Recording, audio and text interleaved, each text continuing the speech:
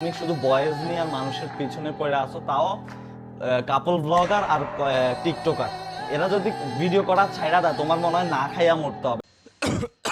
আমি রোস্ট করি না, হ্যাঁ আমি আমার ভিডিওতে এই ফানি ভিডিওতে যা দিই এগুলো আমার 5%, বাদ বাকি যে 95% না ওটা দিয়া দিই।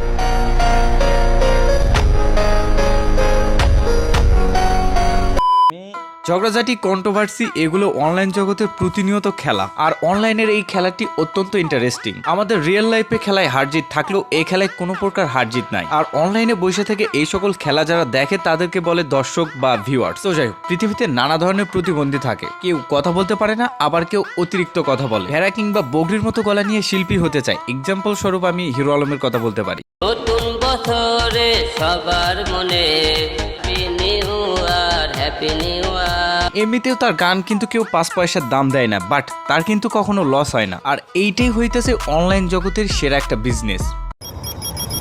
তো ভিউয়ার্স, আজকের ভিডিও কাদেরকে নিয়ে এটা অবশ্যই তোমরা জেনে গেছো। আর এটা জানবাই না কেন, এটা বর্তমান সময়ে ট্রেন্ডিং একটি টপিক। মূলত এই কাহিনীটার A to Z আজকের ভিডিওতে ক্লিয়ার করা হবে। তার আগে তোমাদেরকে একটা বিজনেস শেখাই, আর এটি হইতেছে অনলাইনের বিজনেস। আর এই বিজনেসটার নাম ভিউজ অ্যান্ড ভিউজ। আর এই ভিউজটা কি, আর মানুষ কেনই বা ভাইরাল হতে চায়? তো যাই হোক, ছোটবেলায় আমরা সকলেই টিভি দেখেছি। টিভিতে বাংলা সিনেমার থেকে অ্যাড দেখে বেশি মজা পেতাম। আর এই অ্যাডের ভেতরে যে এত কারসাজি, এটা অনলাইন যুগ না আসলে কেউ বুঝতেই পারতো না। তো যাই হোক, বর্তমান সময় ওমর অন ফায়ার এবং অপু ভাইয়ের ভেতরে চলছে তুমুল একটা ঝগড়া। আমার তোমার কাছে এই ব্যাপারটাকে ঝগড়া কিংবা কন্ট্রোভার্সি মনে হইতে পারে, বাট এটা হইতেছে বিজনেস। ওই তো একটু আগে তোমাদের ক্লিয়ার করে দিলাম, অনলাইন জগতের সব থেকে সেরা একটি বিজনেসের নাম ভিউজ অ্যান্ড ভিউজ। তার আগে তোমাদের একটা কথা বলি, বস্তির পোলাপান বলতে তোমরা কি বোঝো? অবশ্যই তোমরা বোঝো যে বস্তির পোলাপান মানে যে বস্তিতে থাকে। আসলে বিষয়টা এমন নয়। এখানে বস্তির পোলাপান বলতে বোঝানো হইতেছে থার্ড ক্লাস আনকালচার পোলাপানকে। অনেকেই থার্ড ক্লাস পোলাপানকে চেনে, বাট আনকালচার পোলাপানকে চেনে না। তার আগে তোমাদের একটা কথা বলি ভাই,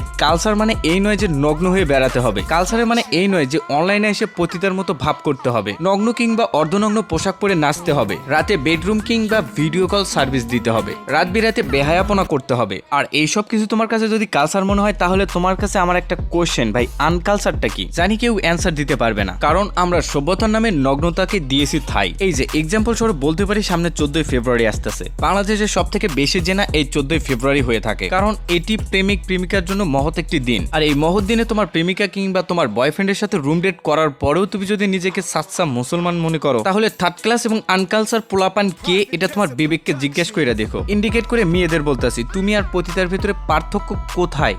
এটা কি খুঁজে বাইর করতে পারবা? তো যাই হোক, আবারও মেইন টপিকে ফিরে আসি। কয়েকদিন পর পর ওমর নতুন করে কন্ট্রোভার্সি সৃষ্টি করে, আর এইটাই হইতেছে ওমরের ট্রেন্ডে থাকার পলিসি। ভাই তোমরা যদি এটা মনে করো, তাহলে এটা একেবারে ঠিক নয়। আবার পুরোটা ব্যাপার যে একেবারে মিথ্যা, এটাও কিন্তু ঠিক নয়। বাংলাদেশে অসংখ্য ইউটিউবার আছে, তার ভেতরে সফল যদি কোনো ইউটিউবার থেকে থাকে, সেটা বলতে পারি ওমর অন ফায়ার। আর এক কথায় বলা যায় এটা হইতেছে ওমর, কারণ ওমরের প্রতিটা ভিডিওর জন্য মানুষ অপেক্ষা করে। ওমর একসময় টিকটক করতো, বাট এখন করে না, করে বাট কম। অনেকেই বলে ওমর ভাই টিকটক থেকে উঠে আসছে, বাট সে টিকটকারদেরকে রোস্ট করে। ভাই বিষয়টা এমন নয়, ওদের যে গুমার্কা কন্টেন্ট, ভাই ওরা না চাইলেও রোস্ট হবে। অনলাইনে এসে আবলামি সাবলামি করলে তাদেরকে কে রোস্ট করবে না? তো যাই হোক, ওমরের যে ভিডিও থেকে কন্ট্রোভার্সি তৈরি হয়েছে, এই ভিডিওটা আমরা দেখি।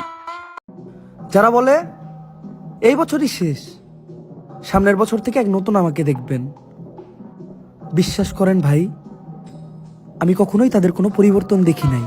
ভাই এখানে ক্লিয়ার সাপ একটা জিনিস, যেখানে ওমর কাউকে ইন্ডিকেট করে কিন্তু কিছু বলে নাই। অনেকেই বলে ওমর হইতেছে টিকটকার। ভাই ওমর টিকটকার, এটা আমিও মানতেছি, বাট টিকটকারদের কন্টেন্ট আর ওমরের কন্টেন্টের ভিতরে রাত দিন পার্থক্য। এই যে 25 সালের দিন পড়ছে, সকল টিকটকার মানে 99% টিকটকার নতুন বছরে এক নতুন আমিকে দেখবেন, যে আমি বাল ছিঁড়ে তালতালা নিয়ে যাব। ভাই সকল ইউটিউবার এবং টিকটকারদের এই সেম কন্টেন্ট থাকলেও কিন্তু ওমরের ক্ষেত্রে আলাদা। দেখো, সকল টিকটকার বানাইতেছে নতুন বছরে নতুন আমিকে চিনবেন, ওমর বানাইছে উল্টা ভিডিও। সত্যি কথা বলতে এইটাই হইতেছে ওমর। সামনে 14 ফেব্রুয়ারি আসতেছে, সকলের ভিডিও দেখবেন, ওমরের ভিডিও দেখবেন, পার্থক্য নিজেই বুঝতে পারবেন। তারপরেও যদি পার্থক্য বুঝতে না পারেন, তাহলে সামনে রমজান মাস আসতেছে, রমজান মাসে টিকটকারদের কন্টেন্ট দেখবেন আর ওমরের কন্টেন্ট দেখবেন।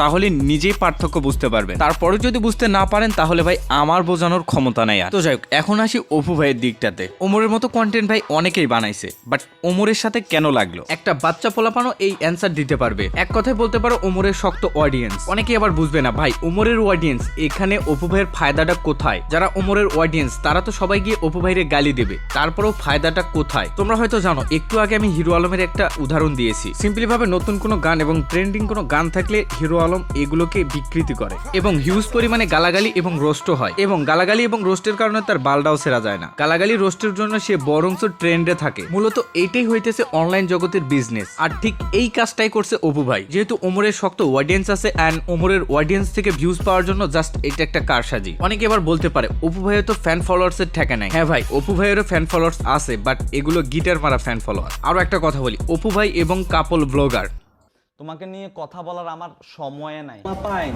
আব্বাকে এখনো চেনো না।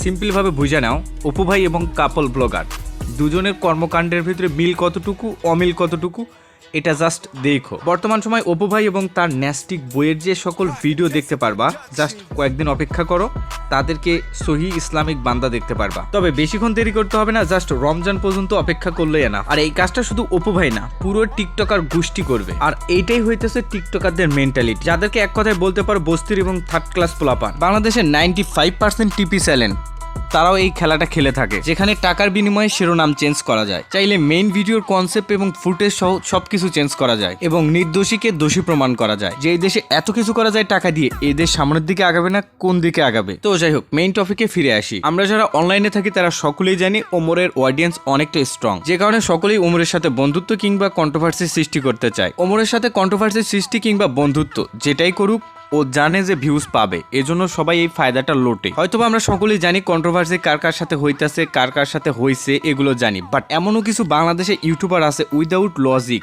কোনো লজিক ছাড়া হুদাই ওমরের ভিডিওতে রিয়াকশন দেয় এবং ভিডিও শুরু করে দেখো তোমাদের এত বেশি কমেন্ট আসতেছিল, যে কারণে আমি ওমরের ভিডিওতে রিয়াকশন না দিয়ে থাকতে পারলাম না। ভাই যে সকল ইউটিউবার এই কাজগুলো করে ভাই, তাদের A to Z comment check করবা ভাই, একটা কমেন্ট এই রিলেটেড নাই। একটাও যদি থাকে হয়তোবা সেটা তার ডুপ্লিকেট জিমেইলে। তো যাই হোক, আজকের ভিডিও বেশি একটা লং করতে চাইতেছি না। এই সকল ইউটিউবার, মানে অসংখ্য ইউটিউবার আছে, প্রায় 10 থেকে 12 জন ইউটিউবার, তাই এদেরকে নিয়ে যদি ভিডিও চাও অবশ্যই পার্ট 2 লেখো, ইনশাল্লাহ ভিডিও পাবা। তো আজকের মতো এখানে টাটা। তো ভাই যারা চ্যানেলে নতুন অবশ্যই সাবস্ক্রাইবটা কইরে নিও ভাই, সাবস্ক্রাইব কইরে নিও। আজকের মতো এখানেই টাটা।